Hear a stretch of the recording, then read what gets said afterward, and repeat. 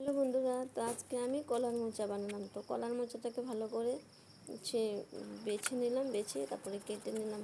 কলার মোচা বাছতে সময় বহুতক্ষণ সময় লাগে। তারপরে কেটে তারপরে অল্প লবণ আর হলুদ দিয়ে ভিজিয়ে রাখলাম আধা ঘন্টা।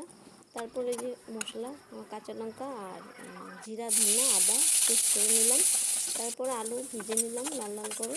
তারপরে কলার মোচাটা ছিল যে এটাও একটু ভিতরটা সিদ্ধ করে নিলাম। আর এদিকে বসিয়ে দিলাম সোমবারে তেজপাতা আর পাঁচফোড়ন আর কলার মোচাটা দিয়ে দিলাম। আর এদিকে তখন সিদ্ধ দিয়ে দিলাম। আর তারপর আলু ভাজাটা দিয়ে দিলাম। দেওয়ার পর একটু ঘরে এটা গরম মশলা করা ছিল, তো ঘরে গরম মশলা দিয়ে করলাম। তারপরে মোচার ভিতরটাকে ভালো করে কেটে নিলাম। সিদ্ধ করার পরে লবণ দিয়ে সিদ্ধ করেছিলাম। তারপরে ঘরে কিন্তু বেসনের চালের গুঁড়া ছিল না, আমি আটা আর সুজি দিয়ে বড়া ভেজে নিলাম।